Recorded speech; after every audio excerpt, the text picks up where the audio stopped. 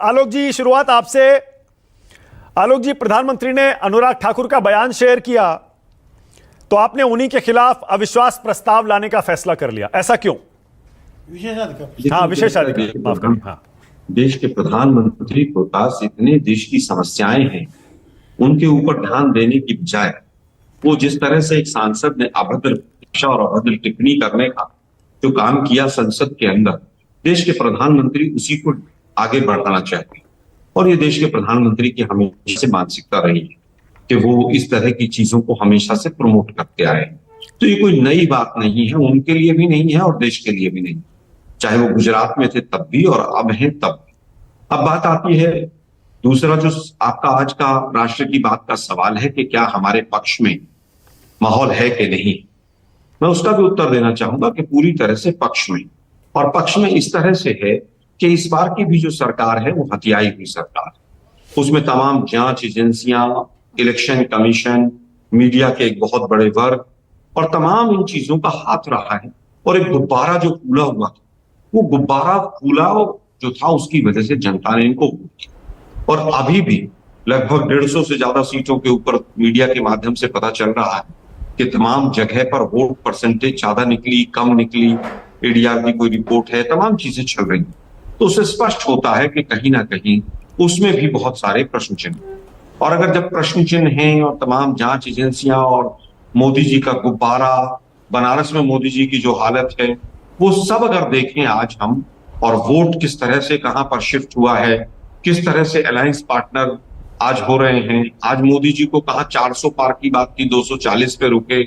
तो कहीं ना कहीं जो देश के तमाम मुद्दे हैं, महंगाई है, बेरोजगारी है, अग्निवीर है, नीट का एग्जाम है, ये सरकार पूरी तरह से आर्थिक मोर्चे पर भी, सामाजिक मोर्चे पर भी, विदेश नीति पर भी, सभी पर पूरी तरह से फेल हुई। अच्छा आलोक और जी, जो चीज आज लोग कंपेयर कर रहे हैं यूपीए 1 यूपीए 2 से, मोदी जी के शासनकाल, ओके आलोक जी, इसीलिए हम कह रहे हैं ठीक है, आज माहौल हमारे पक्ष में। ठीक है, ओके। लेकिन जो मेरा पहला सवाल था, मैं चाहता हूं उस पर थोड़ा बताइए। बीजेपी कह रही है कि राहुल गांधी की जाति पूछना गाली कैसे हो गया? आप इसे इतना बड़ा मुद्दा क्यों बना रहे हैं, जबकि आप खुद प्रधानमंत्री की जाति पर बार बार सवाल उठाते हैं कि पीएम तो ओबीसी है ही नहीं?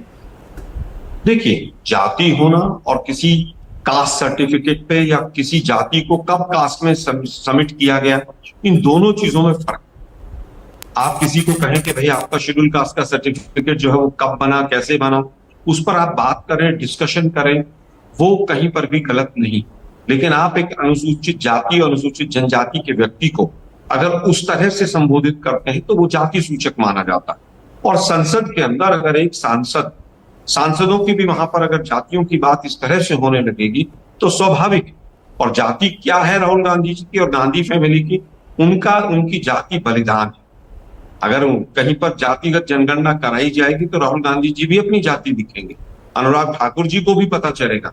लेकिन दुर्भाग्य यह है कि जातिगत जनगणना तो छोड़ दीजिए, आप जनगणना भी कराने को तैयार नहीं। 2021 की जनगणना पेंडिंग पड़ी हुई है। प्लानिंग कमीशन हो, नेशनल डेवलपमेंट काउंसिल हो, तमाम जो योजनाएं हैं, फेडरल स्ट्रक्चर है, जीएसटी का डिस्ट्रीब्यूशन है, तमाम चीजें हैं। आप 2021 की जनगणना सेंसस को भी अवॉइड करके साइड में रखे हुए हैं। क्यों रखे हुए हैं, देश ये जानना चाहता है। देश के प्रधानमंत्री के तो ऊपर एंटायर पॉलिटिकल साइंस के ऊपर भी तमाम विवाद हुए थे। आपने देखा होगा कि किस तरह से एंटायर पॉलिटिकल साइंस शायद उस यूनिवर्सिटी में कभी कोर्स होता ही नहीं था।